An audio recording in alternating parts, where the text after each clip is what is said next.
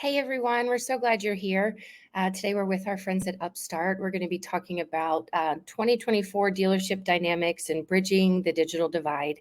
We're going to be joined by Keyshawn Batts. He's the head of customer success at Upstart, and Paul J. Daly. So I'm going to go ahead and kick it on over to them. Thanks again for being here. Today's car buyers demand a modern customer experience. Connect with Upstart Auto Retail to deliver the experience they deserve.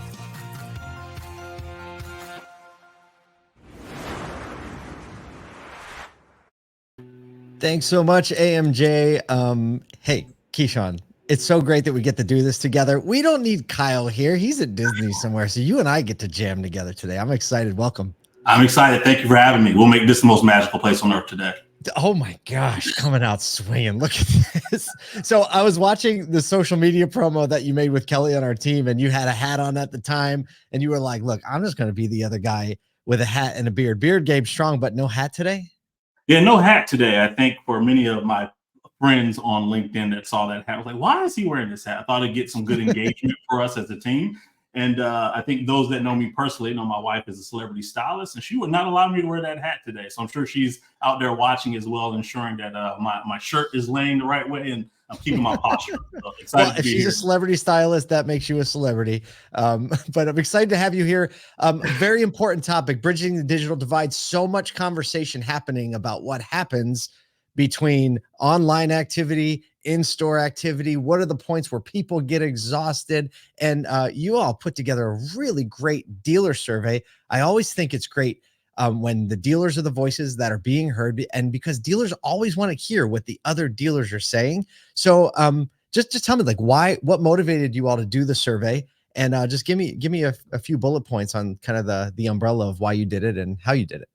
Yeah, no, we are chronically discontent about learning about the dealer base in general, right? We are always hungry for data. Like, one of our missions is to use clever use of data. And as we think about our dealer body, we hear from them quite often as we think about building our product feature requests, our product roadmaps, or even evolving of the solution that we have in store and online for our dealers. But as we continue to think about expansion across the nation with our online, in-store, and lending solutions, we want to hear from dealers that aren't current Upstart partners to understand what pain could we solve for them, what value add we bring to them as we think about diversification of our dealer body, large dealer groups, regional locations, etc. So that was really the thing that really got us focused on getting to know the dealers that we don't have in our addressable market today. And is this correct? I heard that this survey, all the dealers you surveyed were non-Upstart customers. Is that correct? That is correct. That's correct. Again, I think we know our dealers fairly well from our great dealer success team that's in the field communicating with our dealers very frequently. And again, we wanted to understand those that we don't know and understand their gaps in what we're building and get even more feedback as we continue to evolve. Way to keep it honest. That's awesome. Well, let's bring up the first slide, and we'll have you walk us through kind of like the dynamics of what the survey is, how you did it, and you can just talk through some of these points as we set up the questions. Yeah, no, absolutely. Again, as you can see here on the page, we surveyed 100 dealers. And one of the really impactful and valuable things about those 100 dealers is that 58% of them were the general manager GSMs, right? For those that are unaware, like, those are the big decision makers and stakeholders for any digital retailing, in-store, or lending solution for a store. So we were really confident about the engagement of those personas. But the next big portion of our survey were sales leaders, right? The people that are working with the customer facing, that are really understanding the value add that they're bringing as a dealer, and any of their third-party vendor solutions of that nature also add. We have a variety of different OEMs. So you think about the diversification there from your premium luxury buyers at a Mercedes dealership to those that are more mass population like a Toyota store. So we felt really comfortable not only about the diversification of the people that responded, but also the OEMs and franchise groups that they represent. Very good. I mean, it seems like a very broad variety, decision makers, people that are really focused on the issue. Let's just get into the first slide and talk about the car sales outlook for 2024. Absolutely.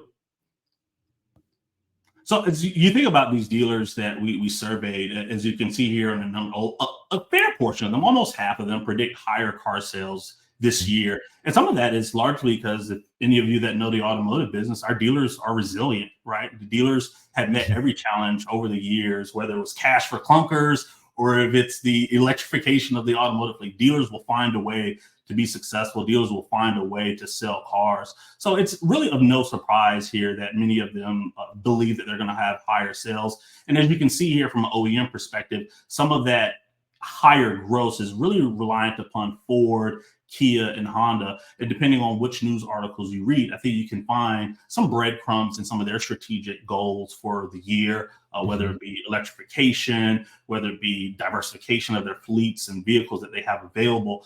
But largely, I think our dealer body has some confidence in a better 2024 for the road ahead. Yeah, I mean, it's definitely one of those things where like we have the product to sell now, and the OEMs are getting more involved in incentives. I mean, even moving some of the like the aging EV inventory. There was a story today about Ford putting anywhere between $3,000 and $8,000 on the hood of every Mustang Mach-E to clear them out. Now bringing them like in the low 40s. So like I think the higher sales prediction, like OEMs are in the game now and they understand like, okay, which I mean, really, when you think about gross from a dealer standpoint, focusing back on where the back end profitability is, right? If it's harder and harder to make money on EVs, of course, but a lot of things as well. So that kind of leads us into our next slide when it talks about pain points. You all identify the top 5 pain points coming out of 2023. So why don't we talk through those, and then we'll kind of like talk about how that pivots into some of the other things. Yeah, I think it's of no surprise to many people that interest rates are the highest pain point for all, right? And largely interest rates kind of tie in to number 3, number 4, and maybe number 5, right? As you think about higher interest rates, like car payments are a lot more expensive than they Sure were are. 2 years ago, right? So the profitability for a dealer is a lot more squeezed as they think about trying a customer into a relative same payment that they were in before, but still ensuring that they're protected with service contracts or gap. That's a little bit harder if the rates are 200, 300 basis points higher. And high employee turnover, right? A great salesperson that maybe made X amount in 2022 and the first part of 2023, maybe they're seeing their income reduced because of these things, right? They're not selling as much, they're not making as much gross on the front, whatever it may be. So I think they're really valuable pain points, but I think each of them generally are aligned to one another for the challenges that are ahead for not just the dealers, but the consumers as well. Number 5 surprised me when I saw it, because I guess turnover was a conversation we were having with a lot of enthusiasm in 2020 at NADA. Yeah. Employee retention, super high turnover, and then COVID hit, and then everybody kind of just like sat down, right? Everybody's like, we're just gonna stay here. And then in our industry, especially when it was like gross driven sales pay plans, people were making a lot of money for doing a little bit of work.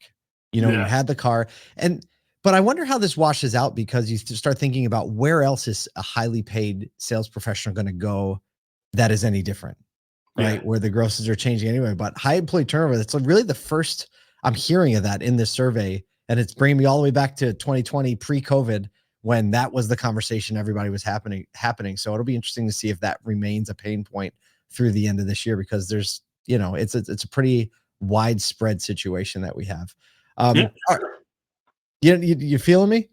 Yeah, no, I think high employee turnover is very important for our automotive business, right? I know, people will say it's not rocket science, but it is a very unique business, and it's very many different levers that need to be pulled and need to be displayed at a high level to sell a car. And I think that's really important for some of the big groups as they think about their sustainability. And for those that thought about 2024 being a higher year for sales, right? That's a huge component as you think about the people that have to sell the car.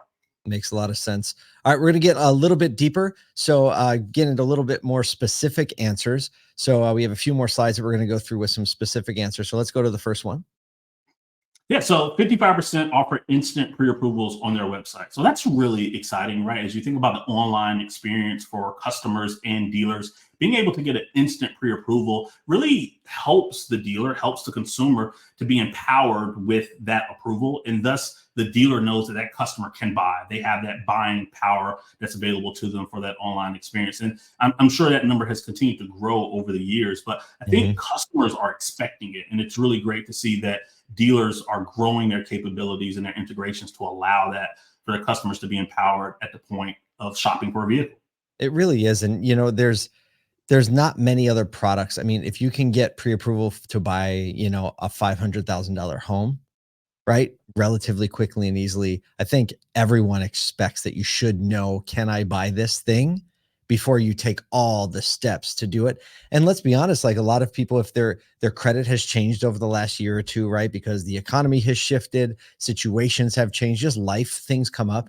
There's definitely that layer of like, before I go in face to face with someone and have to face potential embarrassment if I think I might be on the bubble, right? This is something that seems like a no-brainer. And so to see that now the majority of dealers are offering this is exciting. And I think you're right on the money. Like, I think this is going to be more like 65% or higher by the end of this year. All right, let's go to the next one. Yeah, so again, really surprising information and growing information that shows 43% offer an online car buying experience, right? Where a customer can shop inventory, get to pre-approval, as we mentioned, or even continue that process for like an e-commerce experience of that entire online car buying experience. So that's really interesting as well. I think, as you mentioned, like COVID impacts, a variety of different technological advances really lead that number to continue to grow year over year. But we'll go into another slide in a moment that kind of it's an interesting dynamic. But again, I think dealers understand the demand from their customers to want a full experience online, and the industry is getting better at delivering that for sure. Where are the places that you see, like, I think one of the complexities about this question particularly is that many people have a different perception of what fully online means. I think if you ask 10 consumers, you'd probably get a more consistent answer than if you ask 10 dealers, right? Because 10 consumers fully understand what I buy it online and then I get it. Right. There's nothing else. But I think 10 different dealers would have a bunch of little asterisks in their answer. What are some of the things where people might say, like, yeah, we offer it fully online, but like, what comes after the but for dealers? Yeah, but you got to come in the store and pick it up, right? Like, we still want to be able to demo the vehicle for you, show you the new CarPlay enhancements that are on the vehicle that are different than the last car you had, right? We still want to build that rapport with you from an affinity standpoint, right? Like, dealer experience and dealer relationships still matter, right? If I go buy my car at a dealer and I have a great experience, guess what dealer I'm going to go back to the next time, right? So the dealer still, we can do a lot of this online, but we still want to get you in the store, test drive the vehicle, smell the scent of Porsche leather.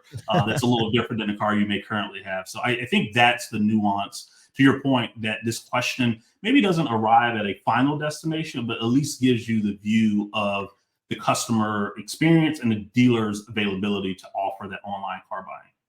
What are some of the, like, I think, and even if you dig into consumer data, you will see that the vast majority of buyers want to take delivery in person at the dealership. They like going to the dealership for the fun parts. They don't like going to the dealership for the other stuff, like the working out my payment and pre-approvals and all the icky things that people don't like to do, unless, you know, some people like to negotiate. Most people don't.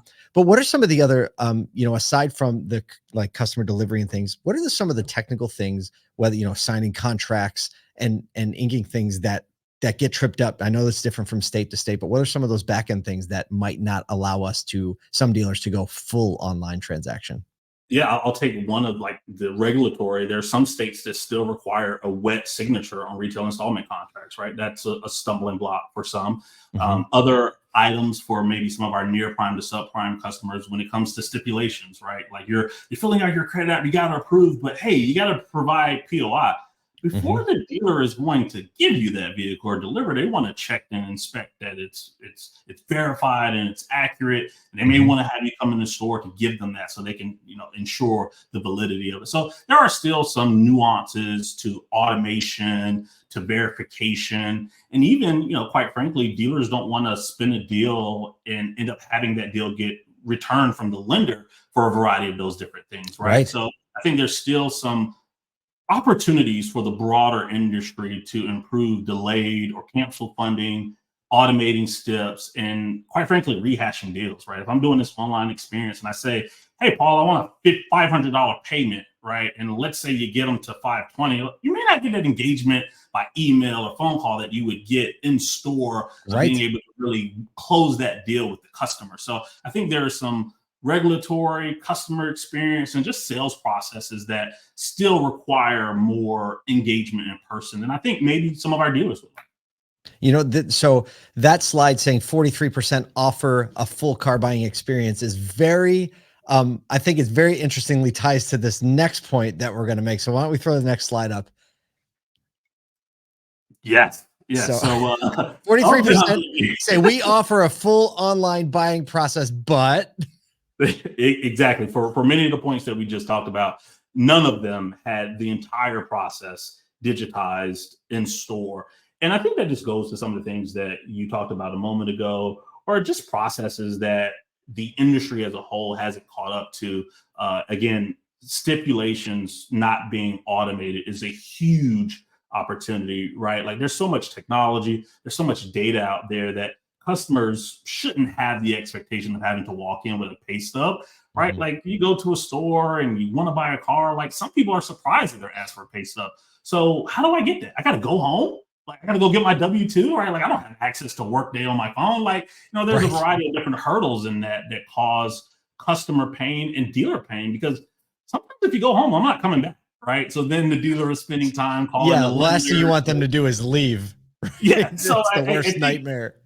Yeah, so I think some of that is a large opportunity for many, and rehashing deals is still a thing that most F&I managers and most lenders, you're still picking up the phone, right? I would love to digitize me asking for a rate concession from a lender, but I got to call my buddy over at Bank ABC to see. Come on, man! Remember that time I've been really treating you. I need you to do this one for Yeah, so there's still some parts of the process that to both the 43% and 0% that we can continue to move forward as an industry, and we can all get better as dealer experience, and certainly hitting the demand of customers wanting just easier end-to-end seamless experiences. So Keyshawn, if you can get specific on these, and try to maybe give a dealer level story where Upstart helps solve some of the pain points on the next slide, because these are things that, again, these are financing pain points. Like we talked about the broader pain points in the beginning, but when we're talking about financing, when we're talking about these last steps, 1, 2, and 3, I'm going to read them. We talk about delayed and canceled funding, right? That frustrates everybody. Consumers super frustrated, and you can blame the bank as a dealer, but they're still sitting in your store. They had the experience with your brand, and they're carrying that forward. Stipulations, like you just said, and also rehashing deals. So those are the top 3 financing pain points that came up. And how do you all help, ease those things a little bit or a lot? Yeah, this is a great question. And for my finance friends that may be on the call, contracts in transit are really important to them.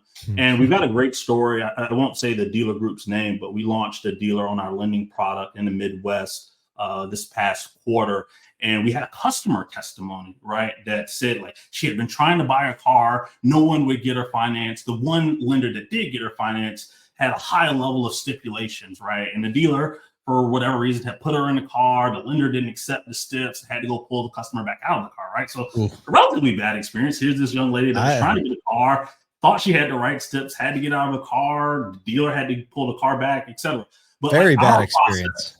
Yeah, it was a fun one. But our experience allowed us to not only automate the proof of income and verifications for that customer to the point we didn't need to verify those papers that she had, but we were also able to get that deal in-house and fund it the same day, right? So we launched this dealer that had some challenges for their customer where they had to basically pull the car back because they didn't have the steps. They sent us the application, and our solution, which really solves a lot of those pain points that we talked about earlier, right? Like we've got automated income, we've got automated identity verification, and we've got same day funding, right?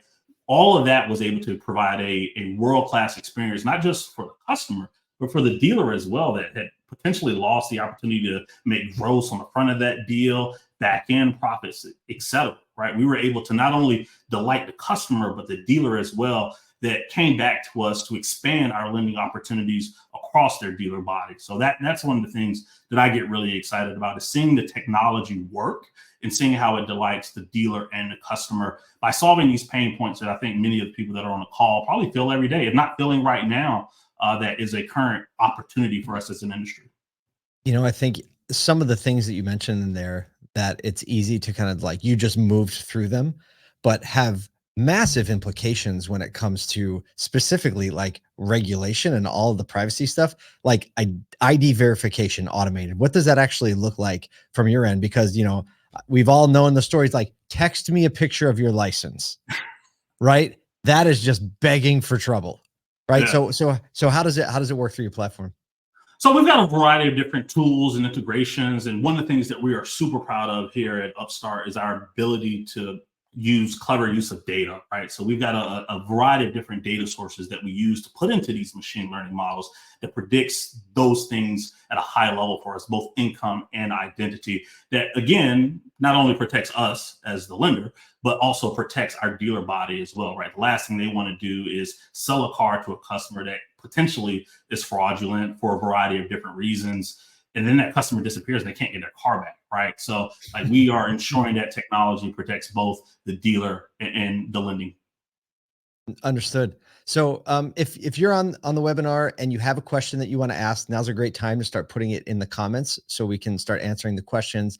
But while people maybe you're getting a question or two together, can we talk about what does it look like? Like, what are some of the best and worst case scenarios that you see, like moving a transition to bring things fully digital, bring things, you know, verified all the way through? Who are some of the like the lowest hanging fruit, like the dealers who will be like on the bubble, being like, you know what, it's a pretty easy switch to go from what I'm doing to what you have on the platform. What are those? What situation are they typically in? What questions are they asking? What are the pain points that are bothering them every day or jamming up the works? Yeah, I think I'd answer that with a common misconception across the industry is that like dealers want you to be in their dealership on a Saturday for 6 hours. Like no dealer wants that, right? Dealers want technology that is reliable, it's fast, and it allows them to get to their bottom line of selling a car. And as we think about like what our tool does with a variety of different integrations with CRM, DMSs, it allows us to create an ecosystem in the dealer that does that, right? One of the things that the industry doesn't talk about a lot is CSI scores, right? Every time you buy a car, 3 days later, you're getting a survey result. Dealers are incentivized by that. They're excited about it. They want you to fill that out. So our technology creates a solution that makes the process much less painful and much more streamlined to help improve that. So again, I think we're going to get to it in a moment, but one of the things our survey said was like the number one thing that's on the mind of these dealers is having a great customer experience. And our solution provides that across the spectrum from online shopping all the way to lending and financing. All right, so that actually ties really nicely into one question that came up. It says, "What specific opportunities for improvement do you see in connecting the online and in-store experience for both dealers and customers?" You just talked about one, but can you think of a few other specific ones? Yeah, I think it's still that same journey for customers. Many times customers are on a .com experience filling out their personal information and they click submit and then they pop to a new screen and it's like, oh, I'm asking Paul for his information again, and they click submit and then they go to arrive to the store and they're like, I don't know who you are. Right, so Right, I that's think the worst. I mean, I think that is, you just identified like the biggest headache. There's not, I mean, if I'm on the phone with a credit card company and like I verify, and then the next person's like, "How can I help you?" "Oh, let me just verify your account." I'm just like, "Ugh." And it yeah, really, and I'm spoiled, right? Because it only took me 3 seconds to do it, but it's frustrating. yeah, but again, I think that is an experience that many of us see today in our dealer Mhm. body, right? Like the customer having to give you their information 3 different times, online twice, and then I get to the store and hey, can I give you this information again?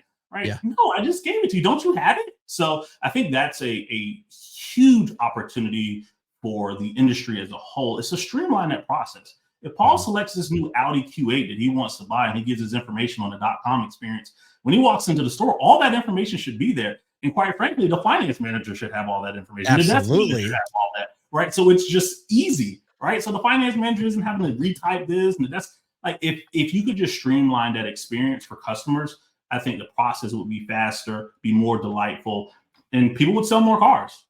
Absolutely. So, I'm not quite sure if we sent the full survey out, but what's the best? I'm going to ask our production team really quick to put in the private chat. Is the full survey link available in the webinar information?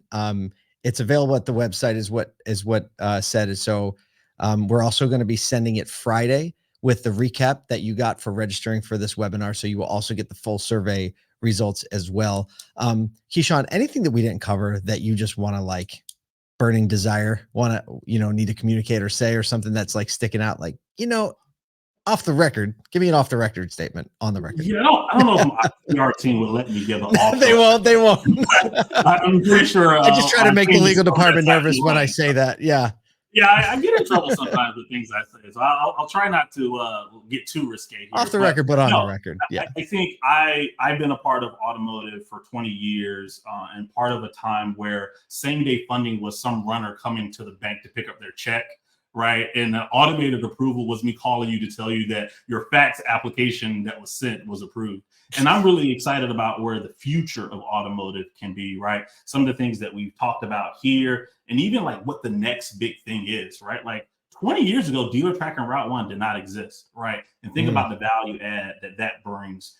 12 years ago, Upstart didn't exist, right? And thinking about the changes that we've made as an organization, not just in personal loans, auto refi and auto retail, I'm really excited about where the future can hold for us and our ability to add continued value to our end customers and, more importantly, like our dealers in general. So I'm really excited about that. Well, that's so great. Keyshawn Batts, head of customer success with Upstart. Look him up on LinkedIn, ladies and gentlemen, because I'm sure he answers his DMs. Thank you so much for the meaningful work you're doing to make it better for everyone in the industry. And thanks for spending a few minutes with us today here on ASOTU Edge webinars. Absolutely. Thank you all. All right. Thanks, Keyshawn. Thanks, Paul. Great webinar, everybody. We're so glad you were here. Just so you know, the next webinar is coming up in early March. We're going to be with our friends at Upstart again, diving a little deeper into this and talking with a dealer a little bit about their personal experience as well. So please join us for that. Look for the recap email. And thanks again. Have a wonderful day.